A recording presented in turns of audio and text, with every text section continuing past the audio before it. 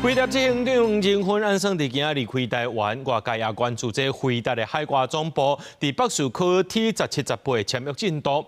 这届部和黄仁勋见着面，这台北市长蒋万安就表示讲，双方拢保持联络，也讲到这签约作业会伫2月初10到15之间完成。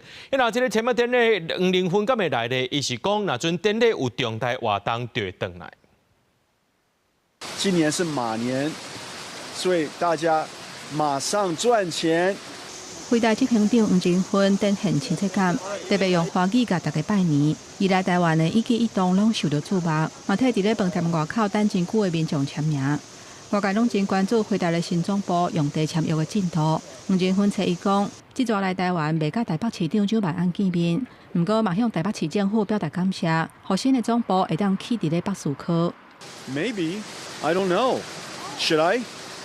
It's just, if there's a ceremony, if there's a big event, I'll come back.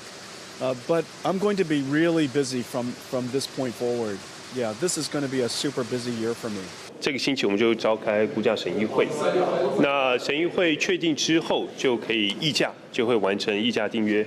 那农历年前大概2月10号到15号中间，我们就会来签约。蒋万安强调讲，双方一直都有保持联络，相关的事情甲进度拢会持续进行，甲飞碟嘛保持联络。黄仁勋讲，今年5月份，也就是台北国际电脑展览的时阵，会过来台湾。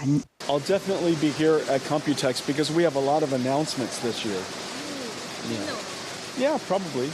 Should I do a keynote? Okay. All right, I'll do a keynote. 黄仁勋初日结束伫台湾的行程，伊嘛讲，去年是真好的一年，包括台积电甲汇创等等的公司，所有的供应链去年的表现拢真好，今年嘛是真少到的一年。Next time I come back, I will show you the new building. Not this time because I want to leave a surprise for you. When I show you the building, it's going to be incredibly beautiful. You've never seen anything like it. 记者综合报道。